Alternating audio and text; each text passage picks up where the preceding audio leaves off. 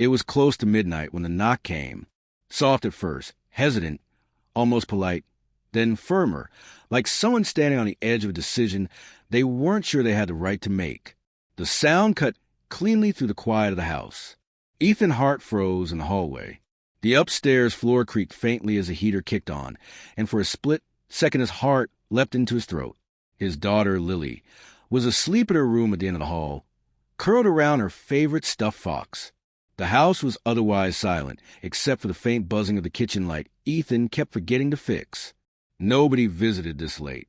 Nobody ever needed him at this hour. His hand hovered over the doorknob as his mind raced through possibilities. Wrong address, an emergency, someone needing help. He took a steadying breath and opened the door. And there she was, Ms. Rowan. His boss stood on the small porch with her coat half-zipped, hair slightly disheveled, eyes red and shining like she'd been crying for a long time. She didn't look powerful or intimidating the way she did at work. She looked fragile, tired, like someone barely holding herself upright. Ethan's heart nearly stopped. She looked at him as if she was clinging to the last thread of strength she had left. Her voice, when she spoke, was barely above a whisper. "Ethan, say that again. While you look at me." He blinked, confused, unsure if he'd heard her correctly. Before the story begins, I want to remind everyone to subscribe, and comment to support the channel hero Dad Kindness. Your engagement helps more people hear stories that inspire compassion, courage, and heart. Ethan had learned to live with pressure. It wasn't something he'd chosen. Exactly. It was something life had handed him, one piece at a time, until he no longer remembered what it felt like to breathe without weight on his chest. He worked the evening shift at a mid-sized printing company in Ohio, clocking long hours while juggling single parenthood in a world that didn't slow down just because he was doing it alone. 3 years earlier, his wife had passed away suddenly. One moment she'd been there, laughing softly in their tiny kitchen, and the next she was gone. Ever since. Every day it felt like climbing a steep hill with weights tied around his ribs. But he kept climbing for one reason. Lily. She was 9 years old, bright, imaginative, endlessly curious. She loved drawing pictures of their small, aging home as if it were a magical castle, complete with towers and gardens that didn't exist. She didn't notice the missing shingles, the heater that squeaked all winter, or the paint that had faded unevenly over time. She only saw safety. She only saw love. She only saw her dad. And that was enough to keep Ethan moving forward. At work, he stayed quiet. He did his job, fixed machines when they jammed, met deadlines, and avoided trouble. He never complained. He never asked for special treatment. He simply showed up and did what needed to be done. Ms. Rowan was known throughout the company for being tough but fair, sharp-minded, impeccably organized, and always in control. She didn't miss details, didn't tolerate excuses, and rarely let emotion slip through her professional armor. She didn't look like the kind of person who would ever show up at an employee's door at midnight. Earlier that day, something unusual had happened. After a meeting, she'd stopped Ethan just as he was heading back to his station. "Ethan," she'd said, her voice calm but deliberate, "is everything okay at home?" He'd answered the way he always did, without hesitation. "I'm fine." She'd studied him for a long moment, longer than necessary, before replying softly, "You always say that." Then she walked away. Ethan hadn't thought much of it. There were orders to print, machines to maintain, and Lily to pick up. Life didn't pause just because someone asked a question that hit a little too close. Now, standing in his doorway with her eyes full of something he couldn't quite name, Ms. Rowan repeated the same question she'd asked him earlier. "Say it again," she said quietly. "Say you're fine. But look at me this time." And suddenly he understood. She wasn't questioning his performance. She wasn't checking deadlines or productivity. She was checking on him. The realization hit, like a crack in glass that had been under pressure for far too long.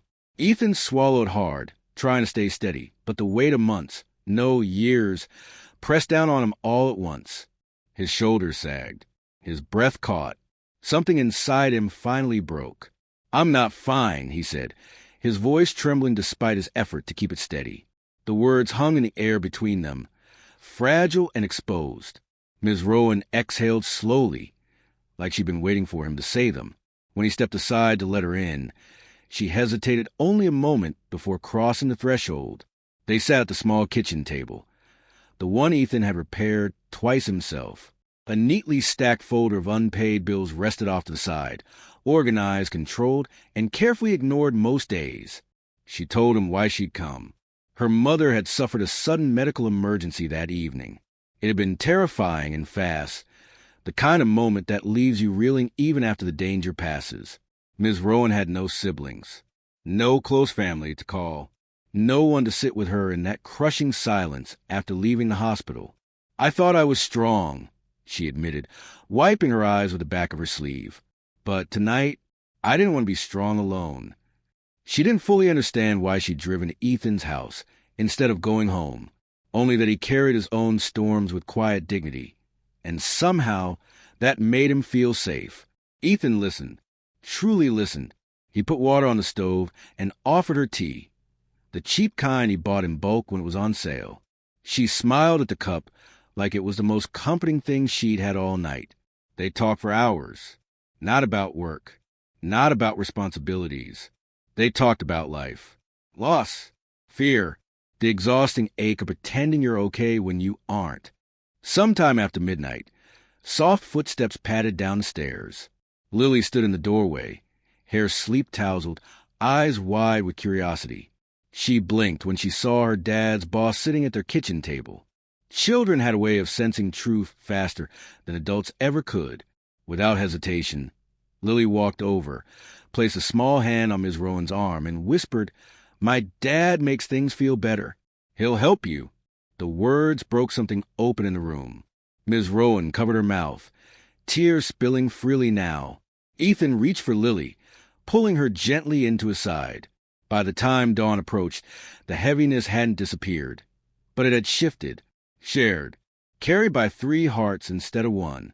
And nothing would ever be quite the same again. In the days that followed, things changed, not loudly, not dramatically, but in ways that mattered. At work, Ms. Rowan didn't single Ethan out or treat him differently in front of others. There was no favoritism, no whispered rumors, no sudden spotlight. Instead, there was something quieter. Kindness. When Ethan's car broke down 2 weeks later, leaving him stranded and panicked over how he'd get Lily to school and himself to work, Ms. Rowan quietly arranged for the company to cover half the repair costs through an employee support program he hadn't even known existed.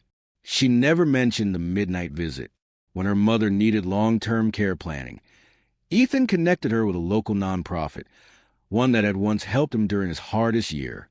He remembered sitting in that same office, exhausted and ashamed, only to be met with understanding instead of judgment. Kindness moved back and forth between them like a gentle tide. No scorekeeping, no expectations, just humanity. One Friday afternoon, the company held a small award ceremony for outstanding employees. Ethan hadn't expected anything. He stood near the back, hands folded, hoping it would be over quickly. Ms. Rowan stepped up to the microphone. Her voice carried the confidence everyone recognized, but this time there was warmth woven through it. "There are people in this world," she said, "who hold themselves together even when life is trying to break them. People who don't ask for sympathy because they're too busy taking care of others." The room grew quiet. "Today we honor one of them." She called Ethan's name. He froze. Applause filled the room as Lily, secretly invited, ran toward him with the brightest smile he'd ever seen. Ms. Rowan handed him the award, then leaned in and whispered, "You don't have to be fine all the time." "None of us do." Ethan looked at her, truly looked this time, and nodded. "Stronger than before," he said. Months later, the memory of that midnight knock still lived in Ethan's mind, not as something strange or unsettling, but as the moment kindness opened a door both ways. Life wasn't suddenly easy. Bills still piled up. Parenting still exhausted him. Work was still work.